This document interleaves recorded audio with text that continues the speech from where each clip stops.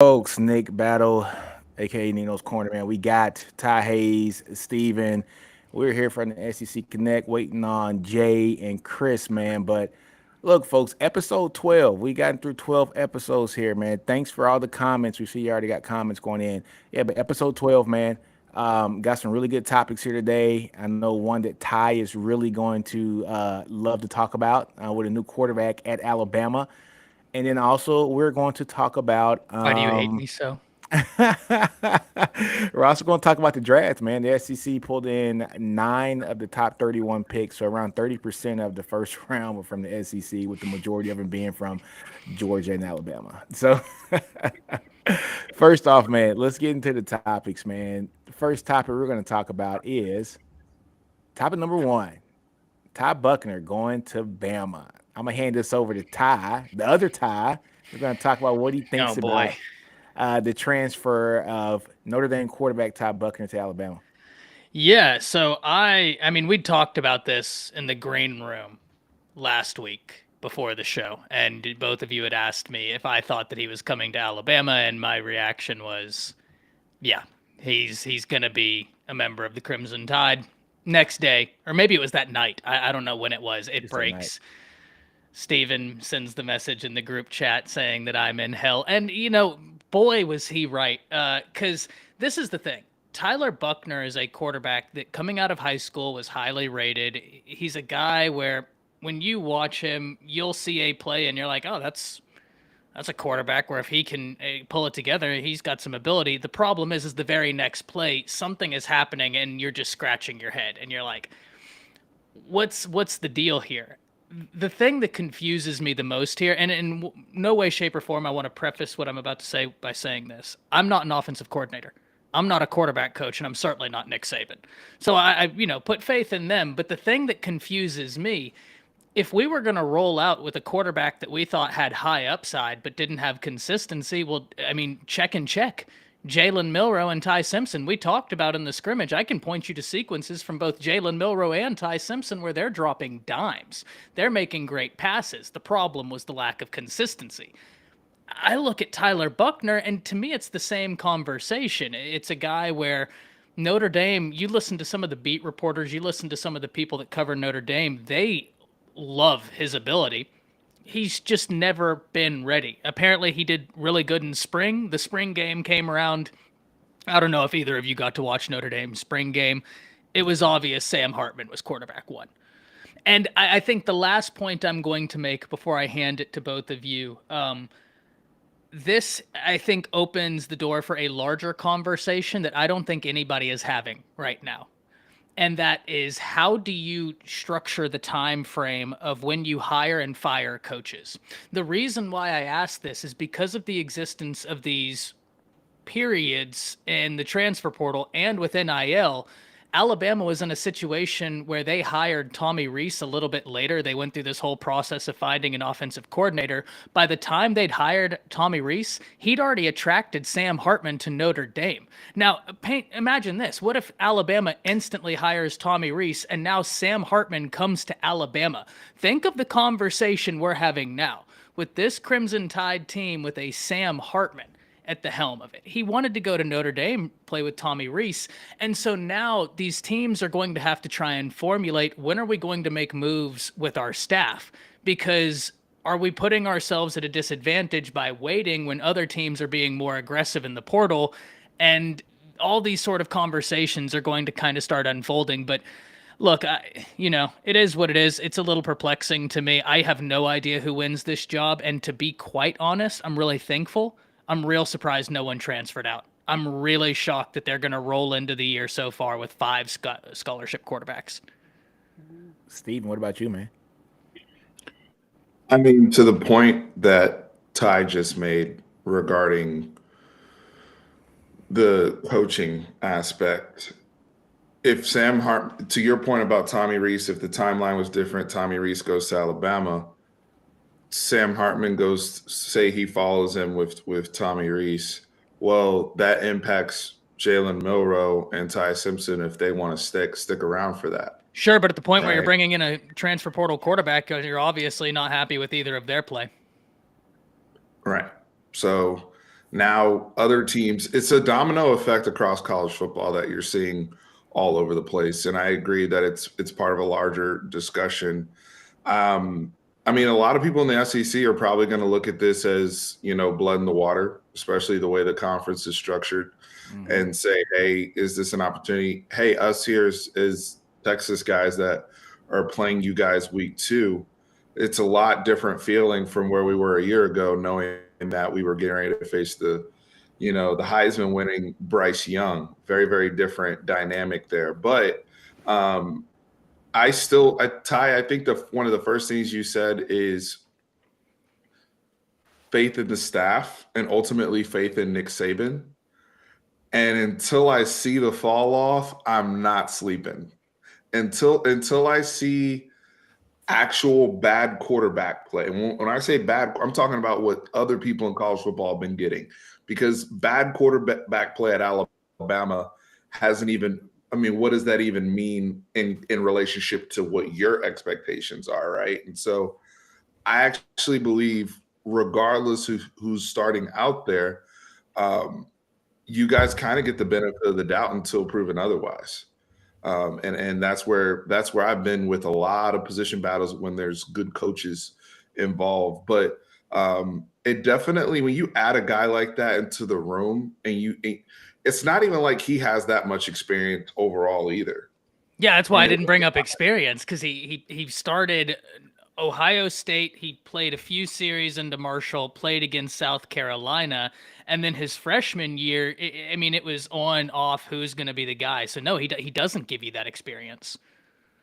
mm-mm, Yeah. mm-mm. If he had started all year at Notre Dame last year, that's a different conversation. I think it's a completely different conversation. But because of the dynamic of him also, like, if he comes in and wins the job because he understands Tommy Reese's offense, great. But you're still going to have growing pains regardless of who's out there. I I agree. think that's a reality that the staff is just going to have to be prepared for. What's up, Chris? Chris, What's up? Chris. What's Looking up? Hey, snazzy in the I know, vest. man. Look at you, man. I Trying, see you. I trying, see you. trying. Yeah, man. You look, so we're talking about Ty Buchner, and so him going to Bama. But guy, I look at this could be a positive and a negative. I think a negative in the sense that, yeah, it's like the end of spring, Saban wasn't pleased with what he saw, and so he goes out and gets a quarterback that is familiar with the system, right? I kind of look at this a lot like with OU, and Lebby. Lebby went and got his guy because he knows his system. He didn't want to have to teach somebody his system, right? And so maybe that's it. Ty, is Reese's system a difficult system that you think Milrow and Ty might not be able to pick up? I Like, didn't think yeah, so. I mean, look, really? it's got some more wrinkles of create. I think it's a bit more creative for the college game, but if we're Yeah. talking about a system that's just overly complex, it's certainly not more complex than what Bill O'Brien was asking out of Bryce Young, and by extension, Jalen Milrow. That was an absolute scrambler. And my only thought is like, to your point, maybe they're really going to lean into some of the concepts Tommy Reese does. And maybe they just feel like in those concepts, Buckner is that much further ahead. Like I said, though, I haven't seen it. It's a little bit perplexing, but it is what it is. Honestly, I think too. I think we, like we talked about this with Kevin Steele. Actually joining Bama. I think Saban's going to go old school this year, and I think he knows he's going to be able to get away with it. He's going to, basically out talent people. He needs a competent quarterback behind center that knows the system. I think they're going to be so run heavy this year. It's going to be crazy. They got a stable of backs back there. They got some backs, from. I mean, y'all spring game was backloaded. Not to even talk about Miller as well. I mean, you guys got a loaded backfield. So he needs a quarterback that can manage the game. And when we've seen Saban have quarterbacks that can manage the game, a McElroy, a AJ McCarron, he wins with those guys. Now I understand those were earlier on, McElroy, what, 22 years ago or so. No, I'm sorry, not 22. Uh, Was it 12 or 13 years 2010, ago? 2011. Yeah, but AJ, around what, like 8 years ago or so. But if he gets a guy that can manage and get back to the basics and then get back to the basics on defense as well, I think this is where Saban is going to put his foot down and kind of draw this a line in the sand and goes, get back to the basics. Let's just win using power ball. And then next year, once Reese's system is totally, in, then he can start tinkering with the quarterbacks right there now. Yeah, So- I hope that's the direction. We'll see. So I'm just gonna go ahead and just butt my way in here and be really intrusive and just say this right here. Shout out to my aunt. My aunt brought up a good point a few mornings ago. He said, "Hey," he said, I still think at the end of the day, Milroe is the guy." He said what he offers you just from an athletic standpoint and potential wise, you can't overlook that. But he said, hey, at the very least, Buchner is a guy who can come in those 7-on-7s, and when your coaches have to be away from the players and still be able to install that system to get everybody else up to speed. So he's a guy that is a glue piece. He's like, yeah, maybe he plays, maybe he doesn't, but at the same time, you bring in somebody who already kind of knows if Saban does have a playbook and you're to run that playbook, then that's great. But if there's a certain way that certain spin on it that Reese wants you to have, then obviously here goes this guy right here, so he can bring everybody up to speed, or at least try to in some way. So, I mean, it's an interesting move for Ty Buchner. Definitely thought that because what is his classification? Is he a junior? He's got a lot of eligibility left. Yeah, Exactly. he has 3 years left, doesn't he, Ty? Wasn't I he- think yeah, 3 years left. he's got 3 Wasn't years he in left. that Elite 11 class with or that Elite 11 camp with like Spencer Rattler and all them? Well, yeah, he was. I think he was 21 class. Bryce. Was he after Bryce? So yeah, he's 21. Yeah, he was in the 21 class. Okay. Yeah. Okay. Well, yeah. Regardless, like I said, I mean, he had a lot of eligibility, so I don't see why. Obviously, he got beat out up there, and I guess Reese is his guy, so he wanted to follow him. But it just all that competition at Alabama. You go there and you're taking a chance at yourself on yourself to basically say, either I'm going to play or I'm about to jump right back into the portal at some point. So it's definitely an interesting move on his part. But like I said, it can't really. It doesn't necessarily hurt you, but as far as moving the needle, as Ty would like to say, I don't know if it does that either for me. But then again, like we talked about before, we've seen Saban win with worse, and we've seen Coker. Saban do things. Coker. We don't Now, have I'm not Derrick gonna say Henry. Sims. I'm not gonna say Sims was a bad quarterback. I thought he. Oh man, I'm he not was gonna lie. close. If you want to ask me one of my favorite players to just Yeah. go back and watch their footage from Alabama, Blake Sims was Yeah. so much fun was as a fun to watch. quarterback. It was insane. But Oh yeah, my no, I gosh. mean, I think that a guy like this, he could come in and he could be he's a game manager. Let's just be honest. That's exactly what he's going to be if he's the guy, the signal caller. But I think in my mind, I still We don't, crazy about but Miller. Chris, we don't know if he's a good game manager. Like I don't. No, I I'm not honestly saying don't. that. Yeah, I don't like because to me when I hear game manager, I hear you make all the right decisions. Yeah. You're smart. You don't turn the football Take care of the over. ball. That You- has a you take negative care of the connotation, ball. but that's a good compliment. Yeah, Well- I agree. Well, Right. here's what I'll say. In the few games that I did watch Notre Dame play, obviously, like I said, Notre Dame does Notre Dame things, and they find a way to lose to Marshall and schools like that. Shout out to Marshall. Not trying to talk noise. I'm just saying, I'm just stating the obvious. Hey, they still ended up winning 10 games though. Yeah, that's true. That's true. Yeah. That's true. So the factual. But in the other games I watched him play, the Ohio States and the USCs of the world, I saw good things. The fact is that when you needed him to be consistent the most, he just wasn't. Those crucial downs wherever like they have the momentum and then boom, it's swinging towards USC and USC starts taking the lead. They're in the game all the way until pretty much I would say the midway point of the fourth quarter, and then it's just like the bridge collapsed on them.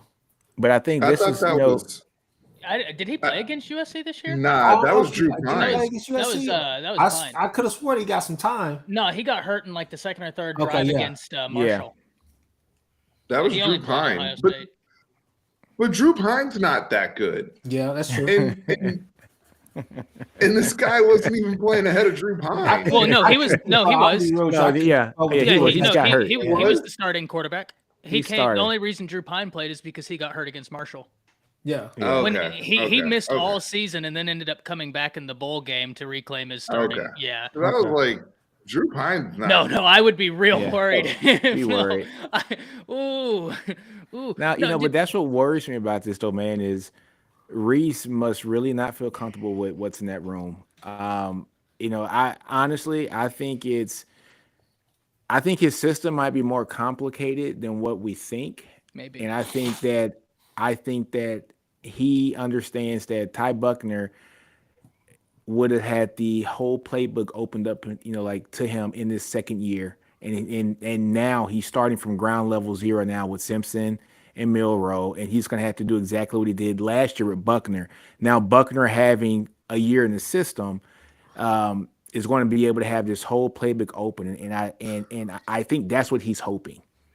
Did y'all watch the South Carolina game? Because I actually just rewatched did. that last night. And that game, he had 3 touchdowns to the air, 2 on the ground, 3 interceptions. And that game, there are some throws where he'll sidearm it. I mean, completely off platform, someone coming down on him, and he's sidearming a ball 35 yards on a laser. I mean, a dot. One of his interceptions was an egregious play by the wide receiver. Hit him square in the hands, went right through his hands into the defender. The one that ultimately mattered and nearly lost them the game was the pick 6, where it's like 3rd down, you're in the red zone, and he throws a strike. What was an RPO concept, the safety sat on it right in the middle of the field, never even looked at the safety, threw it right to him. It was a 103-yard pick 6. That's exactly what I'm talking about, because it feels like I can get that out of Ty Simpson or Anybody. Jalen Milrow. Yeah. Where it's like, you can give me the sidearm throws, the plays that are just spectacular, but what about the consistency? That's going to be my biggest question until I ultimately see someone take the reins of this job. But I think that's what even scares me more is that Reese basically wanted him to come here. He wanted him to come to Bama, right? And so, he has the pick of the litter of quarterbacks there. He has the pick of the litter of talent there. Maybe he's thinking Ty Buckner with better talent around him is going to be a better player, right? I mean, so maybe that is it. But I mean, I don't know, man. This is interesting to me. Just for the simple fact that Reese is a brand new OC at Bama, and for him to bring pretty much his luggage from Notre Dame to Bama, people usually don't do that at Bama. Right, people come to Bama. It's already set there. All I need is to put my system in, and we're good because the talent's there. And so for him to bring this guy, he must not think the talent is there in that quarterback room, which is scary because we haven't seen Nick Saban in this kind of vulnerable position this late in the spring, right? Usually it's happening early, like in December timeframe after bowl games and stuff. But this is after spring, after all the practices, everything. The last thing I'll say on this is, and this is something that I was talking about with Nick in the green room before, Steven, you got in here, and Chris. Nick Saban never says something for no purpose. And after the spring game, he was talking about the quarterback play, and he went on to be like, we need guys that can read cover 2s, that can read cover 4s, that can read cover 3s. Our guys can't read it right now. Like, he was essentially saying our quarterback play, it has flashes. They can't read defenses. And I think they are concerned about not having a superhero at quarterback in Bryce Young if neither one of the guys on roster can consistently read a defense. Then you only have 2 true freshmen behind them. And one of those guys, it was, Lonergan was thought he was going to play baseball. I mean, he's sensational at baseball. And Holstein, we talked about last time, they're reworking his throwing motion. Yeah. Very talented, but they're doing a little bit of work there. I mean, I'm like you, man. I'm interested. I'm perplexed. I have no idea who's going to win the battle because I don't know why you bring in a transfer portal quarterback unless you think they're going to win the battle. I don't know. Or he thinks somebody's going to actually transfer out too. That too. I have one last comment on this. I think Tommy Rees is a good coach. I've liked how he's also developed as a coach at Notre Dame. under Brian Kelly, he's been around qualified, good coaches and good environments. However, this is on him, and this is on him in the sense of do your job, coach these guys up, man. Like I feel like a lot of coaches look for a pass or easy way out of like, oh well, I just want the guy that already knows my system because I don't have to really like go into your bag and coach up Ty Simpson. Go into your bag and coach up Jalen Milroe. Challenge your own self as a coach. I understand what the pressure is coming over to Alabama, but I mean, I've seen other people in that spot as well not have the most ideal type of quarterback, i.e., Steve Sarkisian, in that same spot, or even a Brian Dable. Didn't they have Quinn Ewers transfer in? Second year. The second year, yeah. Second year. Yeah, he had Casey Thompson as a Big 12. He was all Big 12 quarterback with Casey Thompson, who's now on his second transfer. Yeah, I don't think that we even have a Casey Thompson. The only thing I'll retort back, Stephen, is this. You're right, but that's one player out of 11 that start. It's his job to put all 11 in a position to succeed. And if he feels like the one is going to hamper the 10, hey, it's a numbers game. It's a numbers game. You know what, though?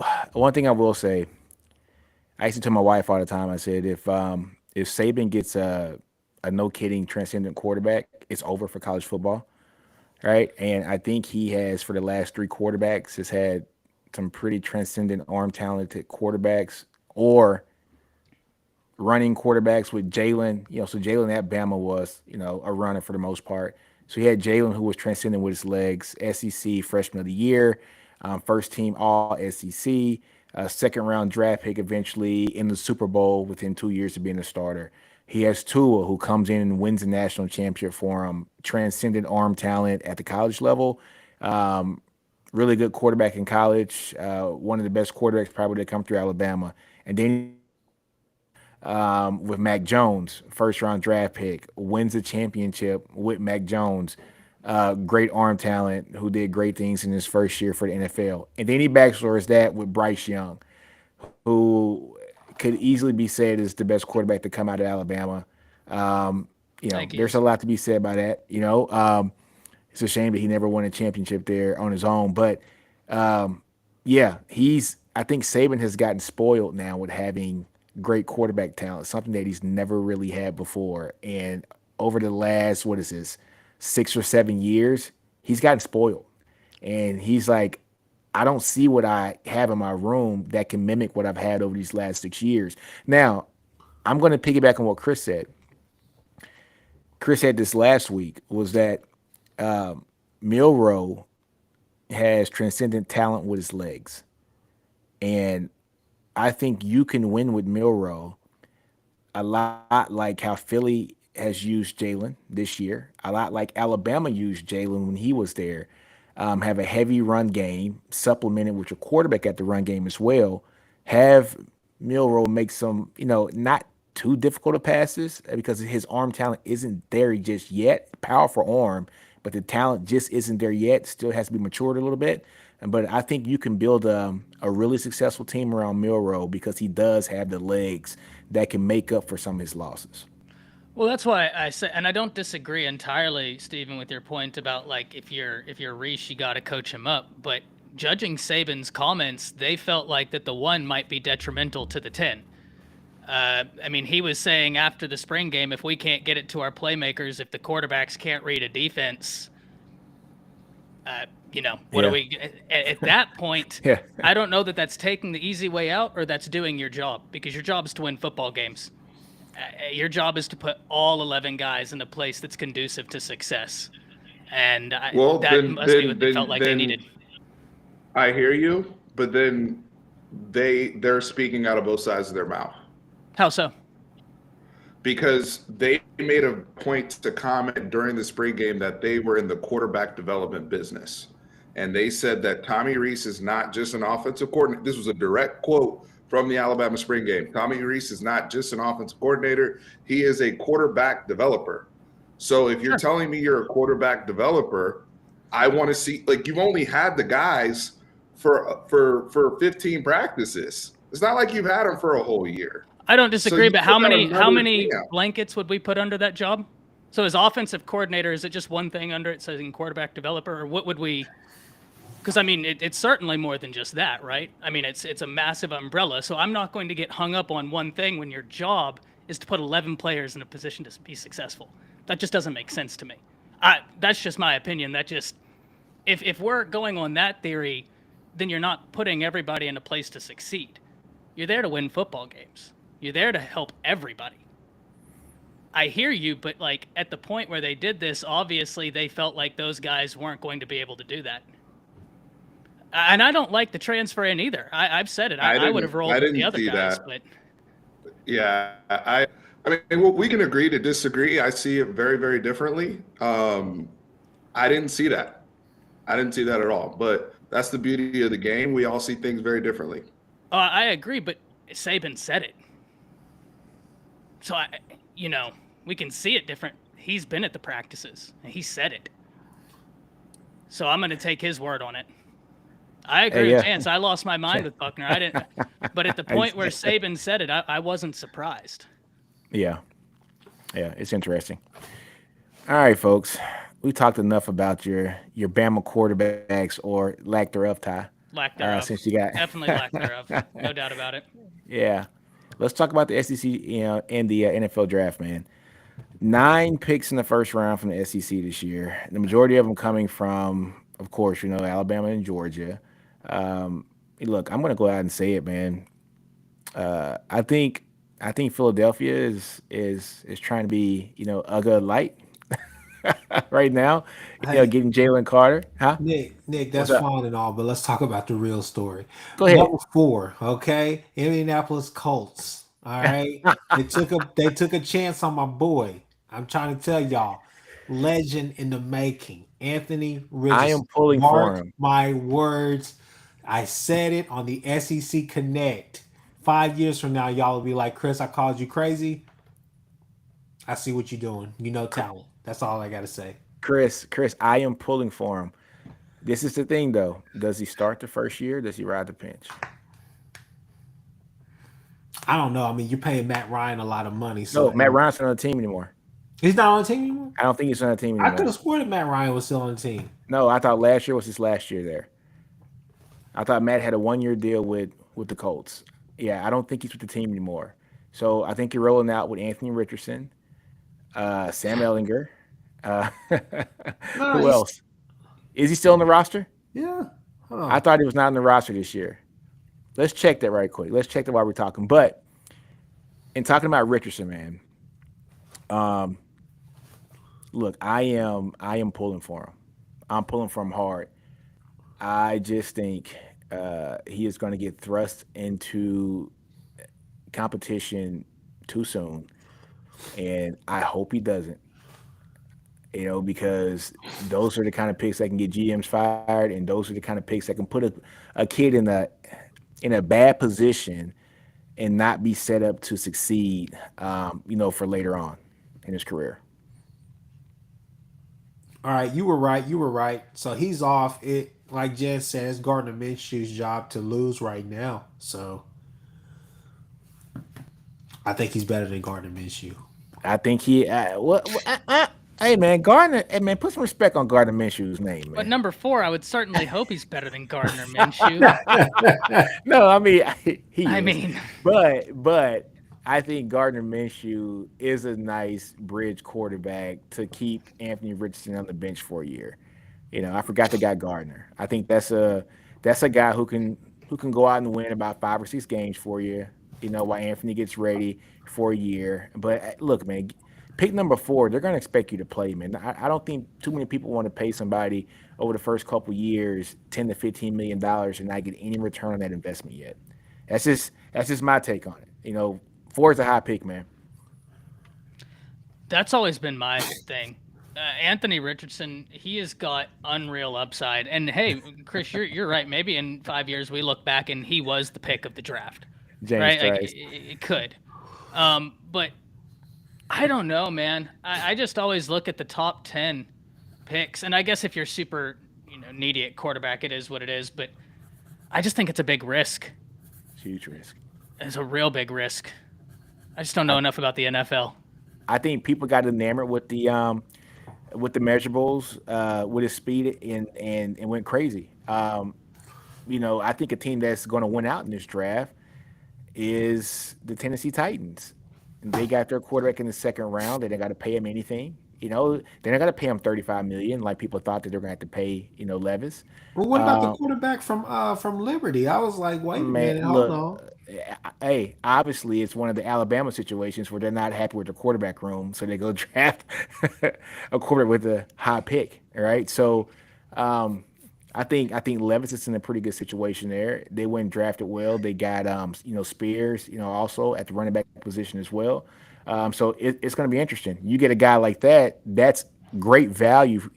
For a starting level quarterback, a guy that people thought that was going to be a top 10 pick. You get him at great value at pick 32, 33, right? Yeah. And then you know, he's only on the contract for 4 years because he was a second round pick, but he's cheap, right? So you didn't have to pay 35 million. You get him for roughly like $6 million guaranteed or so, and he has that potential to be the starting quarterback there.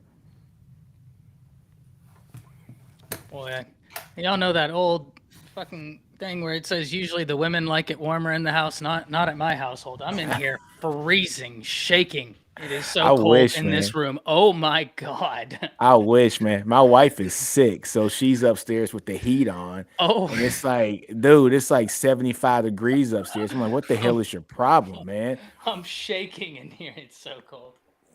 Yeah. Ooh, no. No, I think that so the thing that confused me, and like I said, I'm not in tune enough with the NFL. I haven't really just sat down and watched it in like 2 years and really just sat and like got caught up.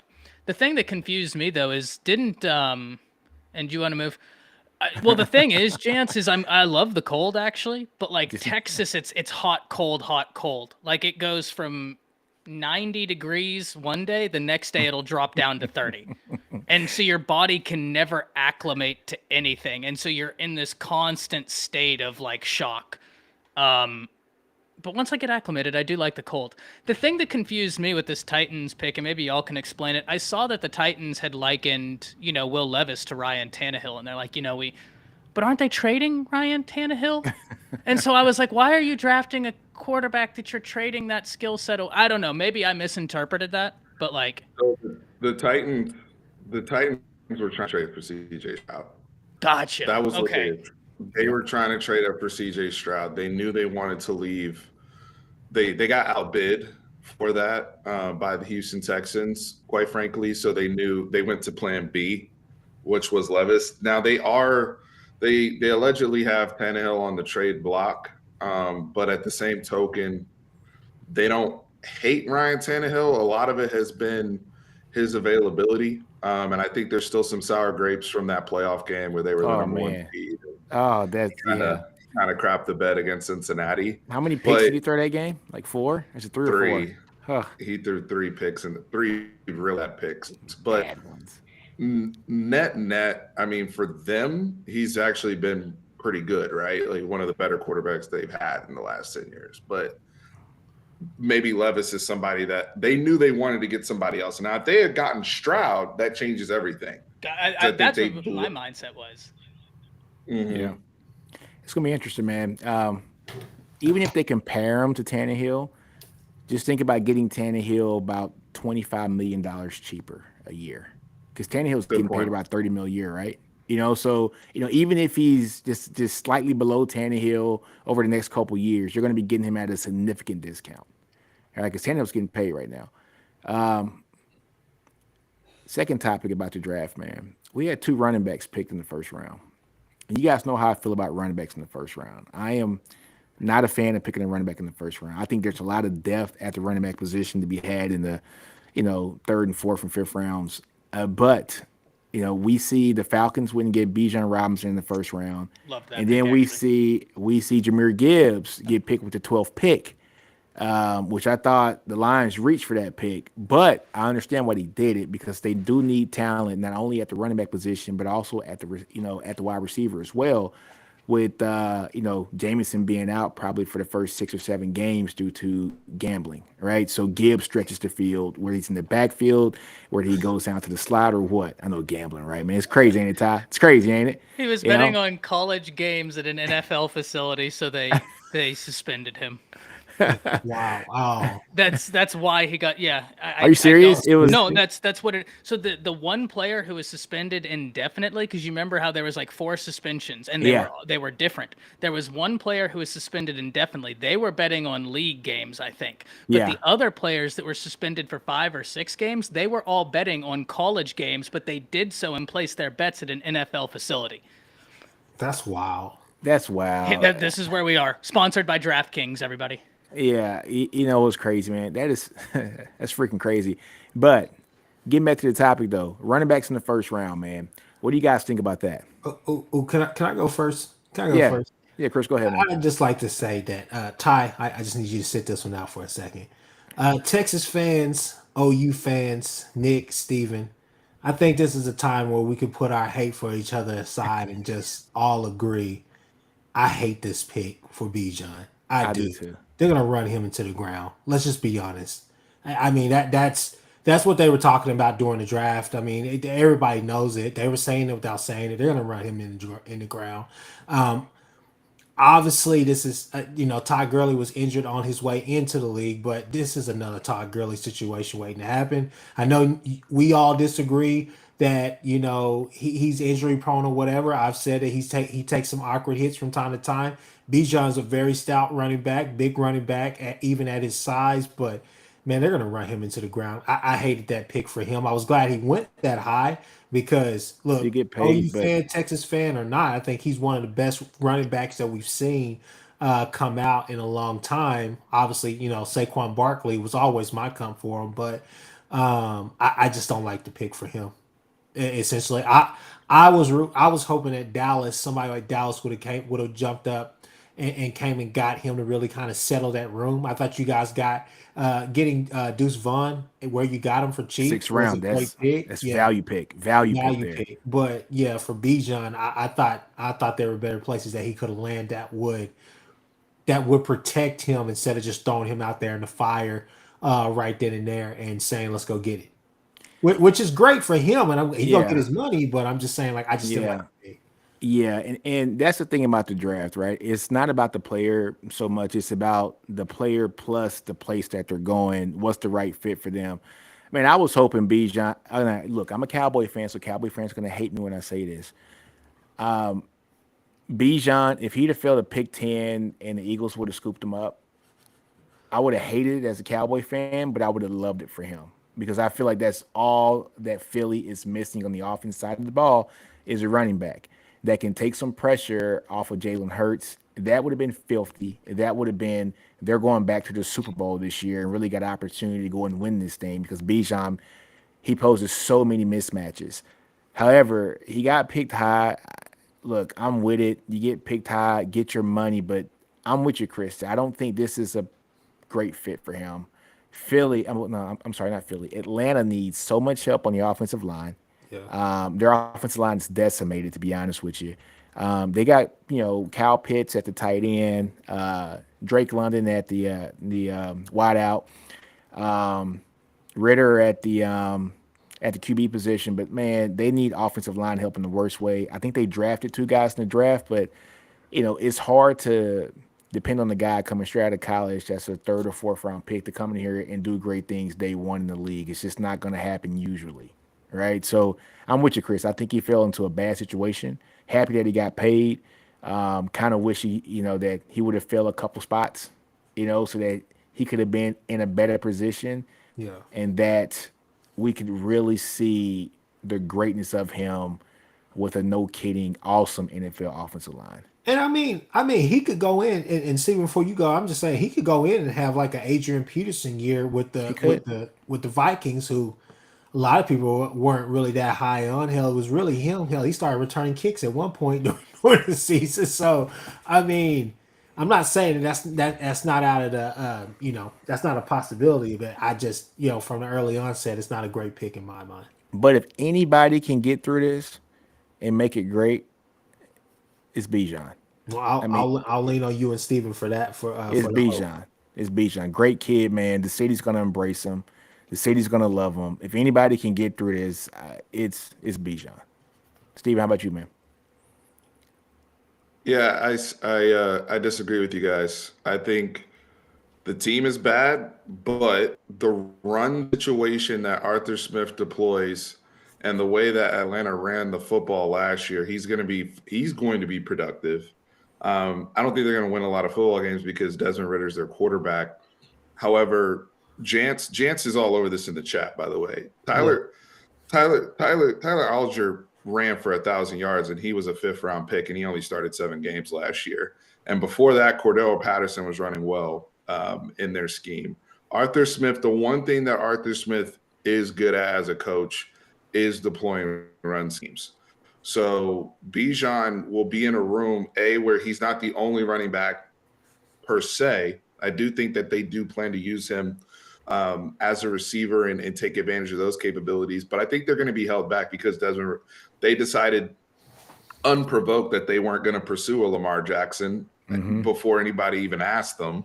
And so that now I feel like Atlanta's on the Caleb Williams watch, by the way. Yeah. I think some of these teams are playing the long game, and I think Atlanta's on Caleb Williams watch.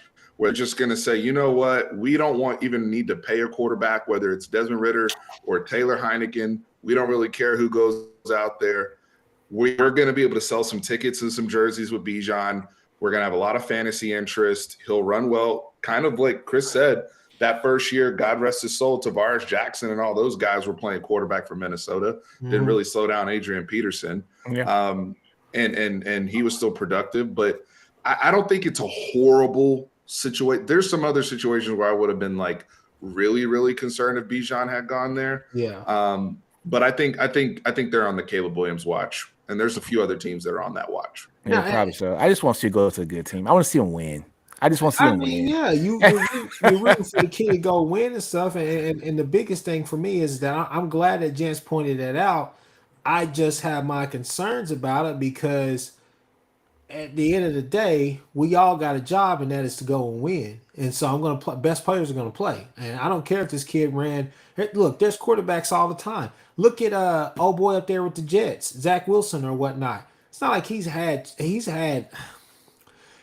above mediocre years. I'm not even going to call it above average. Ty, shut up. He's had above mediocre years with the Jets.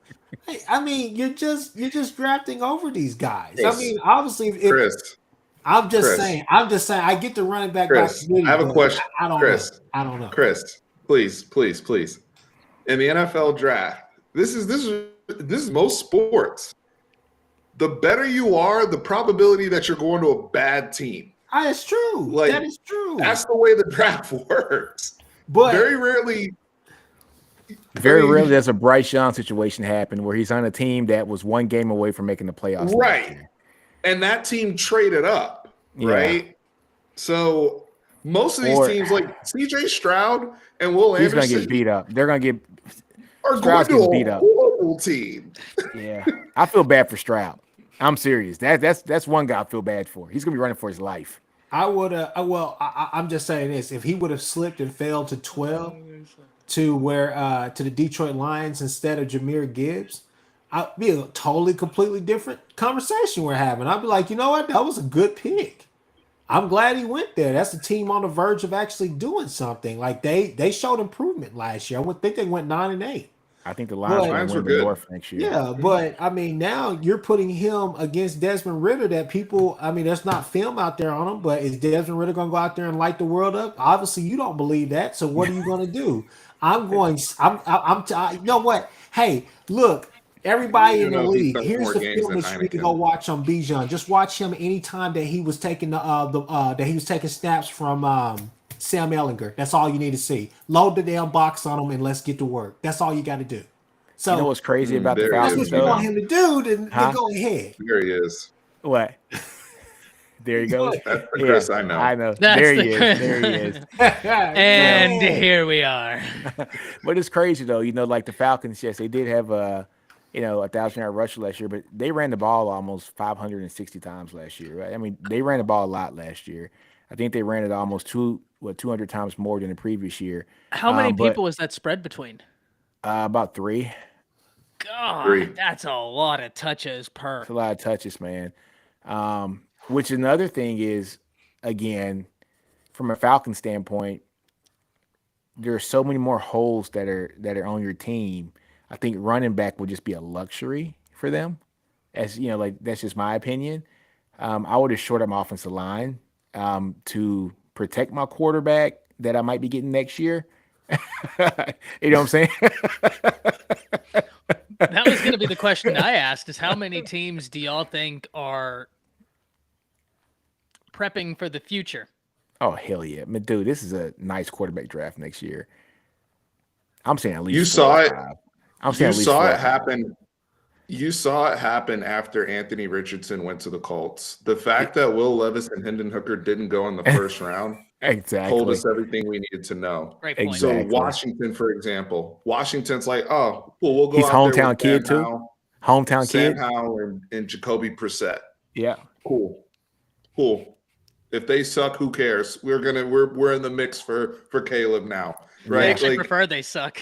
Do you, Steven, let's make a gentleman's wager. We can figure out the terms later. Do you think that Desmond Ritter is going to be the starter? Obviously, do you think he can finish inside the top 20 quarterbacks in the league? Top 20? no, no. I'm not going to say top 25, Nick.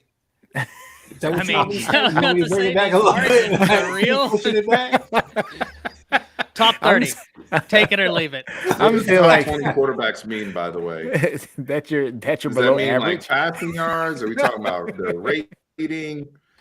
Like, what are we talking I about? was talking about, I mean, just passing yards. I just finished as far as, like, I thought you were gonna at least say top, like top 16, like top half of the league, Chris. I'm just saying But, I think but top 20 is a hard did you line. catch how fast Steven answered him? He didn't even finish the sentence, and Steven hit him with no.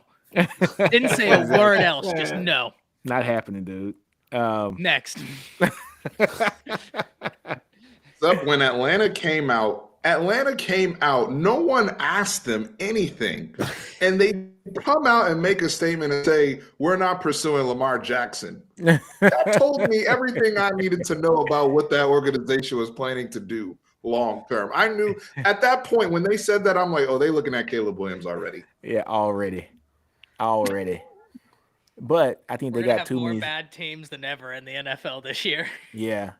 I saw like a crazy comp for Caleb Williams. They were saying basically he is Patrick Mahomes that can do stuff Patrick Mahomes can't do. Like that was the comp that some exec from some NFL team said about him. They didn't put their name on it, of course, but they were basically saying he is Pat Mahomes that can do stuff that Pat Mahomes can't do. And I was like, he wow. he's more mobile than him, and I'm not even talking about just as a north and south runner. I'm talking about he's more mobile in the sense that I've seen him hell against Tulane, especially against Tulane, but I've seen him during the year. Ty can tell you as well. He's keeping the pocket alive, he's keeping the play alive, and he's running towards the sideline. You're just like, okay, he's running out, and then boom, he throws a 50-yard touchdown, or you know what I'm saying? He's throwing a 50-yard bomb down the field, just chunking it, not even hoping. He's just knowing, like, yeah, somebody gonna be there. So Yeah, my I question mean, with Caleb is if you're defending him, do you keep him in the pocket or do you try and get him uncomfortable and have him break the pocket? Because if you have him break the pocket, well, now you better tell your DBs you better be disciplined. yeah. Yeah. Disciplined. Because think- one wrong move, it's done. This year for me, it will be the year that I'm like, okay, put this Caleb is this version of Caleb like junior year Caleb, is this version right here the version that would have beat that Baylor defense that you always talk about, Ty? Is Yeah. this that guy that would have been able to handle those defenses as far as they're zoning you up, they're disguising coverages, they're doing a lot of different things. Can you actually break? Can you actually read the coverage right and make the right decisions? This is kind of the year right here that I want to see. That's the progression for me from Caleb that I want to see.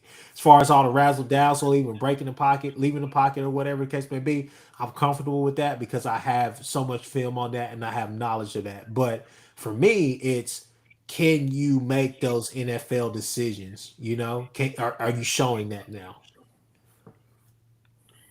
I wanted to say there was a great quote that Ryan Russillo made this week, and he said we need to start a list of people that are off limits for making comparisons to in sports. Yeah, Pat Like Mahomes is you, one. you should not be allowed like Kalijah Cansey getting compared to Aaron Donald. Like there's Yeah, you know what I mean? Like it's Yeah. just not right. I don't just care because they're the how good same the size. player is. Yeah, and they're the same size, went to the same school. That's French it. Yeah, it's just like one like because here's the thing, like Andrew Luck. I'm gonna go all the way back to Andrew Luck, who was as sure thing as like a Trevor Lawrence since one in the last 20 years that we've seen, right? Yeah, And Andrew Luck was being compared to like John Elway coming out, Yeah. like Stanford guy, the size, the arm, the mobility. And as good as Andrew Luck was for the period of time he was in the NFL, he's still not even going to be an NFL Hall of Famer because of how he cut his career short. he cut his There's career short. so much that goes into being a player that's an all-time great. And when you're talking about comparing somebody to a Patrick Mahomes who's already putting himself and etching himself on the Mount Rushmore of quarterbacks in the history of the game, I don't care who you are or how good you are. There's more that goes into it than just saying, The talent. this player, yeah, he has traits. And I Yeah, agree with that. There's traits and some of the things he can do with the football in his hands. But even somebody is so confident we all were about Andrew Luck, he's Mhm. still only there's still more that goes into it than even beyond what his own body It's can sometimes give. for me. I think that's just a football thing. I think it's an NFL thing. The NBA it died out in the mid 2000s. I want to say because you remember they compared every two guard to Jordan. And Kobe Bryant. there are only a handful Everybody of was like Jordan. two guards that you could Yeah, say like, yeah, he would have been that guy. A couple of two guards slash small forwards that you've been like, yeah, he was that guy that can even if this compare to didn't him. happen. Yeah, you know. So That's funny, man. Yeah, well, you had Kobe and T Mac, and Grant Hill, yeah, Grant Hill. Well, Grant Hill was more Kobe I mixed know with a he's a little bit of small Scotty. forward, but Harold if he Yeah, Miner would have got a got Michael injured, Jordan comp. yeah. Harold Miner got a comp yeah, I mean, because he could dunk well. yeah, it was. They call him Baby Jordan. Remember Yeah, a lot of that? people was just like, nah, I say that. Yeah, but quick second. Let's talk about the Eagles draft, man. So talking about Jalen earlier, Jalen got a lot of help in the defense side of the ball in the first round. Getting Carter at pick number 10 and then getting Nolan at pick number 30. Like, wow. Wowzers, right? Yeah. Eagles defense just gets better and better. Last year, getting Jordan Davis and getting Kobe Dean, and then pairing Jordan Davis back up with his running mate Jalen Carter this year, and then having Nolan coming there to come off the edge screaming. This is perfect for the Eagles, man. Just for the Keely simple, Ringo in like the fourth round too. yeah. Oh, and they got Keeler. How did he fall Can so we far? can we I talk I mean, don't know about how he fell that far. real quick to add to that point? Let me piggyback off of that. The yeah, fact that you could go back to last year, not even Jordan Davis, but getting the Kobe Dean on pretty in much this, the same deal that you have Keely Ringo on, yeah, it's bonkers. it's bonkers. Yeah. That team drafts what that is a well run organization. I'm telling you, man. The Eagles are definitely looking at the future. They got Fletcher Cox back on 1 year deal this year. Another SEC guy from Mississippi State, right? He's only back for 1 year. He's going to play well this year because this is his last contract year with the Eagles, unless he decides to take less money next year. And then you slide in a Jalen Carter to come and fill his spot immediately after he leaves and be your every down guy next to Jordan Davis. Eagles just keep doing big things, man. And Keely Ringo falling to the fourth round is just nuts.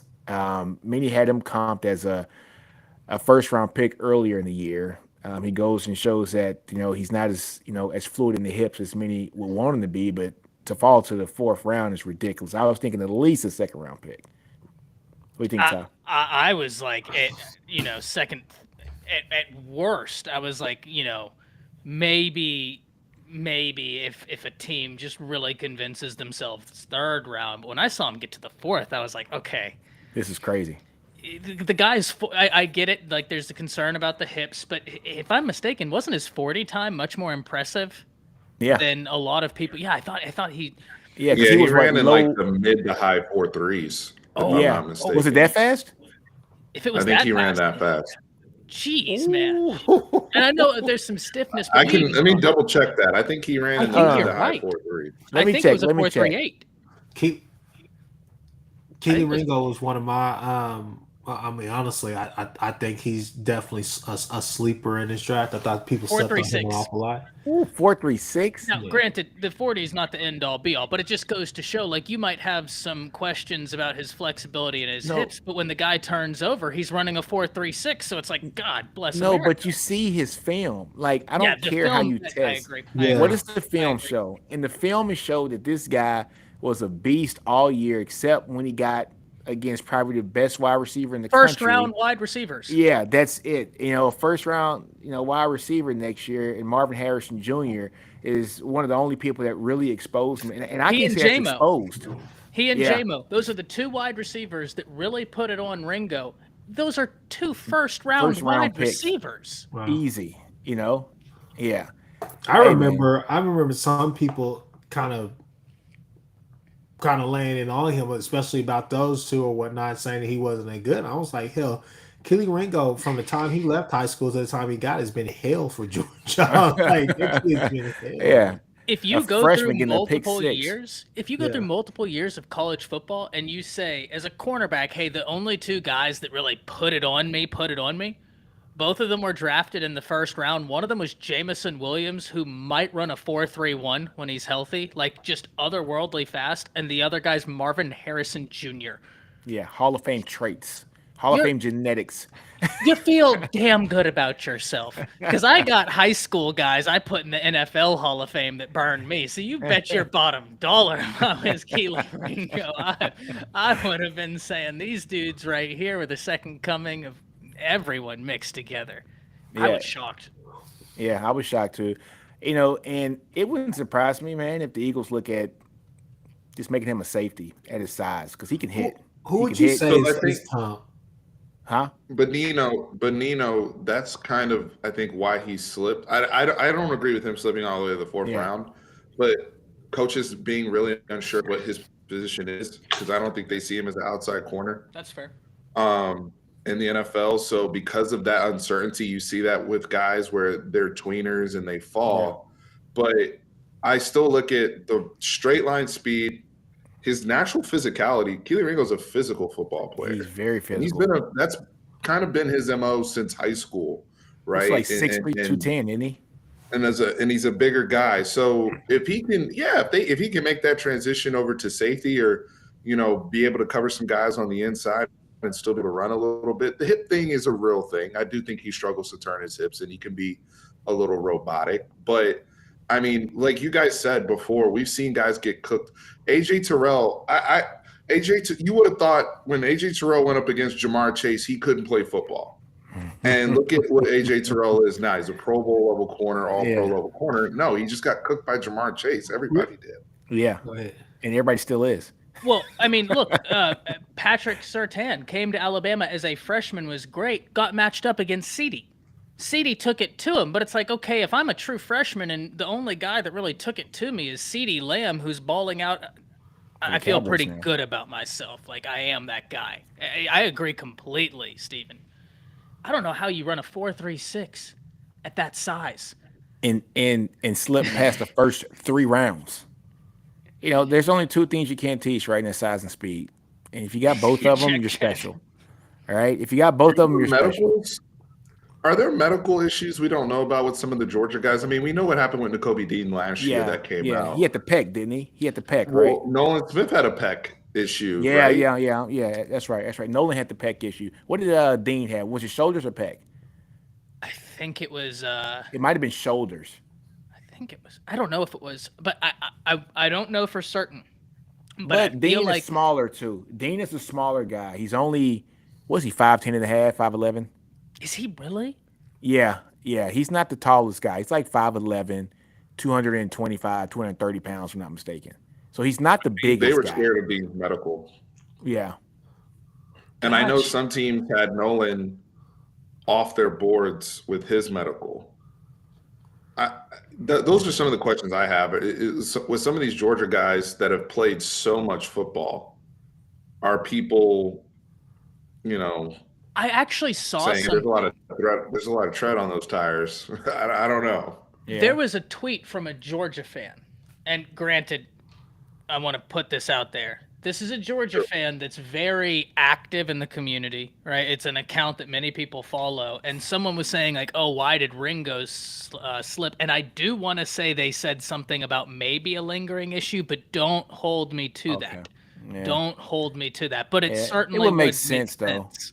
Yeah. Yeah. It would make sense. I mean, Ty, when Alabama was, when you guys were, going to national championship every single year, blah blah blah, like you guys have people coming into the league either with, let's talk about Reuben Foster, right? Where he almost gets into the fight at the hospital because he didn't want them to see his shoulder. Like, and you guys have all these, or Jonah Williams goes into camp and boom, he goes down. Like, I just feel as though some of these teams that consistently, these kids that all they know is going to the playoffs or whatever, and they're playing 15-game seasons and they're in wars. Mm-hmm. Some of them are really banged up versus a kid that came from an 8-5 Kentucky or another school where he didn't play in no wars, so his body's fresh. I feel like that might be a thing. I don't disagree in the least. And I mean, you look further, that's what has always, and this is a totally separate conversation, so I don't want to get too deep in this rabbit hole. It's always been one of the things that's frustrated me with this whole disillusionment with the NCAA about the playoff expansion. Because at one second, they're concerned about player safety, and that's why they want to shorten the game. But then we're going to make them play more of the most difficult, competitive, gritty college football. Which do you want? Is it about player safety or is it about money? It's about money. But then don't feed me a poop sandwich and tell me it's a Reuben, right? Like, bro. And by game 13, 14, you play a 15th game. Who's healthy on the field? Nobody. Like, who's 100%? Nobody. Everybody has some kind of injury by game 12. They hit you with that shot and you run through a brick wall and don't feel nothing else until the next morning. You got that shot that Patrick Mahomes got in the Super Bowl. The NFL starts looking at your medical, right? And they're like, whoa. Thank God you're a winner, but man, what did it cost you to be a winner, right? That's a great point. It's funny. I talk about the shot. Denzel was telling me when he was with the Titans, he had a game where he came out, got hurt, and they hit him with the shot. Said it scared the life out of him with how good you feel when you know, like mentally, I should be on my way out of here right now, but you just want to run through a brick wall. He was like, I was cracking people the rest of the game. Just like, I think at TCU, they might've gave him one too. And he was just going around headhunting for TCU. God, man, you want to talk about someone I wish if they had any eligibility left in the modern college football, Denzel would be he was a problem then. But the way the game has evolved, he would be such a problem now. It would be so much fun. That's awesome. Jan said reduce the regular season games if you want the playoff to be expanded. Jan, I hear you, but they ain't going to reduce the money, brother. They ain't going to do that. They're not going to do that. They're going to shorten the game so that they can get another commercial break, but they're not going to take games away. Exactly. Hey, guys, I'm going to get into one last topic here. I want to look at Georgia's schedule. Okay, I think we all understand that the SEC East Georgia's coming out of the SEC East next year. Yeah. All right. No Tennessee. No. No Florida. No. I think I like South Carolina. I like Napier. They're not ready. Hell no, they're not ready. They did almost the reverse of what you typically see, where you see a coach come in there and they start cleaning house the first year. That happened Napier's second year. So they got to go back to the drawing board on some stuff. I hope it works. I really do. But they need some work. Tennessee. I think. Here's the schedule here. Can you guys see the schedule? I think South Carolina's going to be good, man. That's the one. No, I Steven. think so That's the too. one. I do, but I still think, man. But that They game's at lost Georgia. running back to the transfer portal. They lost, I think, 2 running backs and a tight end to the transfer portal. Yeah, That's I going to be mean, interesting. look here, man. UT Martin. All right, 63-0. All right, Ball State, 56-0. South Carolina, they're gonna get tested early. All right, they're gonna get tested early. No, What Spencer are you getting? gentlemen, Right? I don't want to look ahead, but right before that Auburn, there's a sign. Do y'all see that? It says at Auburn. Now, I've Yeah. talked about this at length. You boys will learn about it. That stadium is cursed. Jordan is. Hare Stadium is cursed. Uncanny. Get it out of here. Get it out. Kick him out. I knew he's gonna do it. Yeah, I know he's gonna do it. He was, they're going to kill Auburn. I'm just looking for any excuse I can. yeah. So look, They're going to kill Auburn, even if they Yeah. have Casey Thompson at quarterback. stop. Hey, Stop, Look, Steve. I think there's some momentum with them and Peyton. Peyton whoa! Come on, Steven. Stop, Steven. Did I say that Stop out loud? playing. I thought my mic was muted. I thought my mic was Robbie muted. Ashford. Hey, you guys That's all I stop gotta it. say. Robbie You guys Ashford. stop it. TJ Finley just hit the portal. Where's he going? Yes. Um, Hey, Chris, how much you want to bet Casey Thompson starting that game? what do you want to bet on it? What do you want to bet on it? I'm just messing with you, man. Man, look, it's going to be interesting. South Carolina is going to be the game. That's going to be the first game where they get tested. And I think that might be only one of 2 games are going to be tested all year, like really tested. I think South Carolina, they'll get tested early. I think they beat South Carolina. The next game that they'll be tested, I think it's going to be the second to last game against Tennessee. And it's at Tennessee.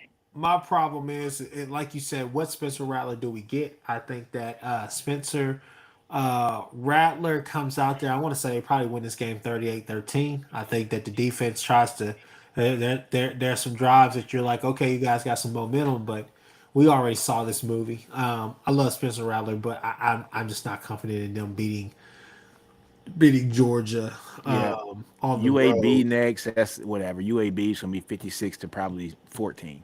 And one of their best players is in the portal as well. Yeah. I mean, not that Yeah. that would have mattered any. It wouldn't, yeah. you know. Auburn. I do think that if you're Auburn, I mean, I do think that the Auburn game is something to look at. Like I said, I'm eager to see what Hugh Freeze has in store. Harvey Updike did something there. Whenever he poisoned those trees, it's an uneasy air that goes around Jordan Hare. I just think that I think that Hugh Freeze is going to. I think I don't necessarily. I think Hugh Freeze comes out there and lets whoever the quarterback it is he just lets them rip, but. And lets them beat them for a minute. Lets them get some confidence. Yeah, get some confidence, but I think he tries to make this a really, really, slow game. I think he tries to make it methodical, Yeah. And the thing Chris? is that, go ahead. I would feel better about Ole Miss if they were playing Ole Miss earlier in the season. If that game was like early October or September, but at that point in the season, you're college football playoff rankings are out. Now they do have to. They could get caught looking ahead to Tennessee the following week, but I'm with you because I think you're right in terms of how Hugh Freeze would approach that. But Yeah, sometimes it's all timing matters too in upsets and stuff. I'm gonna be honest with you, man. I'm just not sold on Ole Miss yet. If they tried out Spencer Sanders out there to be the starting quarterback, I'm just I'm done. I'm not sold on him. I'm sorry. Wait, guys, but they now have vaunted defensive coordinator Pete Golden, who will How'd be that work? alongside Lane Kiffin.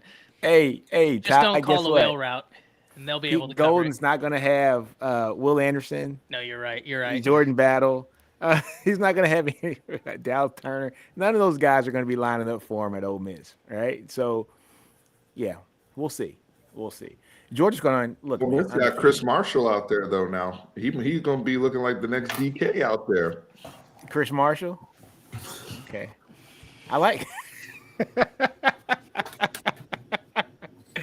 Watch out! You heard it here first. The level of disrespect for DK, man. Come on, man. Get that man his props. Yeah, Georgia Yeah, got it, George man. is walking to the SEC championship game. Exactly. This now, granted, they were supposed to have Oklahoma, and the SEC, I think, intervened and had both teams canceled out. I don't think it was either institution. That was an SEC thing. Bama and Texas at that time, they'd already played their first game, so they were like, "Well, y'all can ride it out." Which, thankfully, I'm really happy they're letting Bama and Texas ride it out because I'm Agree. that's way ahead. But for Bama, especially with so much new, it's a great test to see where exactly Alabama is before they go into their SEC slate. And for Texas, you have so much veteran presence on that team. It's just a great test as to where you are as a program. So I'm so excited about that game, and I might have to wear Agreed. Texas gear at the Red River Rivalry show if the Longhorns are able to come out of that game victorious, because I have a little bit of a bet going with some of the Texas viewers. I'm not gonna drink the Kool-Aid yet. I'm just gonna wait to, you know, I think you week two. should, though. No, I'm not. I'm not I'm getting not ahead of. saying like chug it, but like, No, man, there's a lot of Ty, good there, man. There's a Ty, lot of good. Ty. I am a Texas grad, a I feel you. Texas fan You've been that scoring. has been living this story. Steven, how long have we been living this story, man? 13 years. Boy, he sounded defeated. He sounded hurt. Chris is over there gloating right now. I don't want to hear it. It is what it is. I'm not drinking Kool-Aid until after the game's over and if it's in our favor. And I still won't drink the Kool-Aid. All right? It's still I gonna be a still great won't drink game. it. Yeah, it should be. We'll see. We'll see. Yeah, look, Georgia's cake walking through that, man. It is what it is. I'm gonna go one more calendar, folks, and then we'll kind of sum it up for today if you guys don't mind. But let's see what we got Hey, here. R. Jacob Woodyard, however you say your name, son. No, no, What do you say? no. He says They OU canceled, has to be Yeah. thinking it's lucky stars they got off the hook. they canceled that game on From us. Georgia. Ah, get out of here, Chris. We They weren't ain't running scared from of that y'all. smoke like Texas fans with A&M. We weren't running from that They look smoke. here, You know what I'm dude. saying? Let's see one more. I think I want to talk. I want to look at one more schedule. Jeez, James. Let's look at Florida's schedule. Florida's the one. I don't think we looked at them last week. I want James Trice putting time out. Yeah, Get him out of here. he What do you has say, been Dean? brutal all night. That hurt, James. That hurt. It's funny.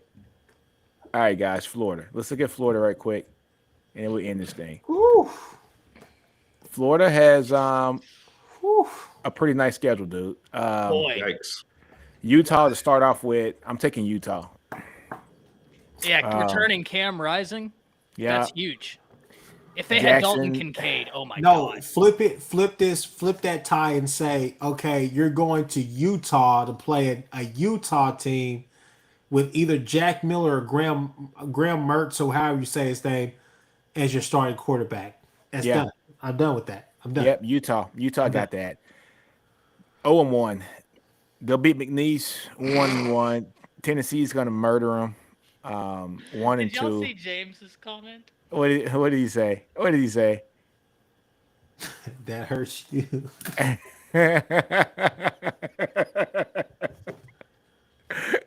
That's crazy. Hey, look here. All right, so they're going to be 1 and 2, going into Charlotte 2 and 2. I think they get beat by Kentucky. Yeah, I think they get 2 and 3. They're 2 and 3. They beat Vandy. They go 3 and 3. South Carolina's going to spank them.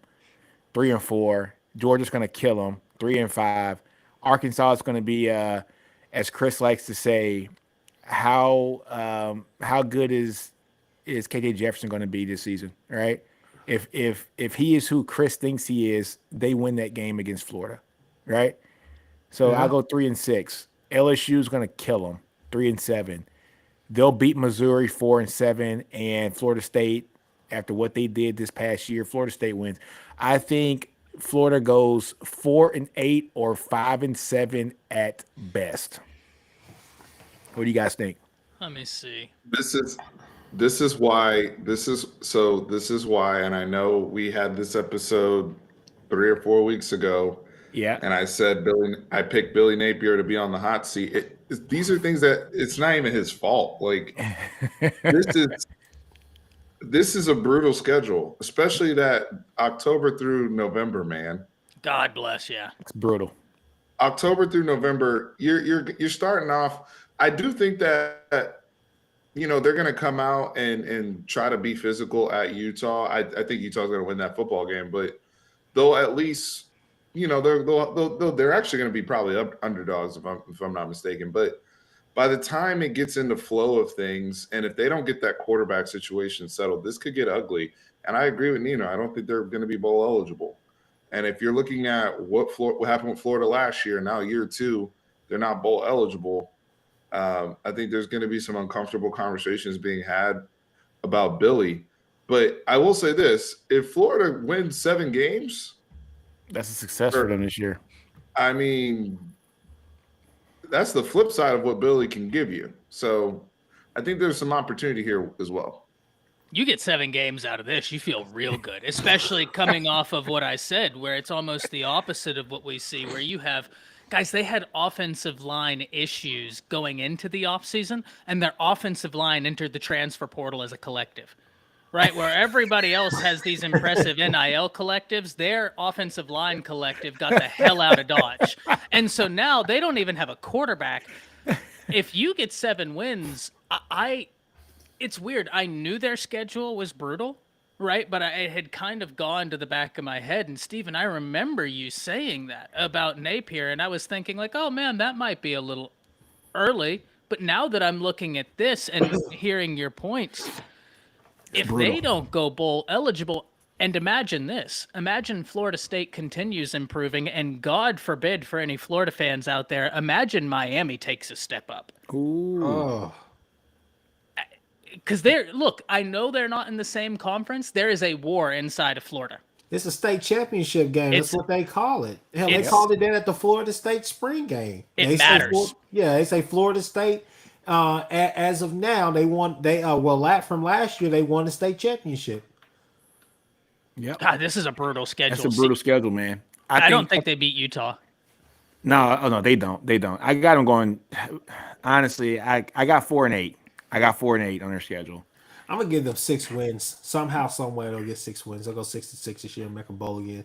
My thing is all about Arkansas, man. How does Arkansas come out? That's a good one.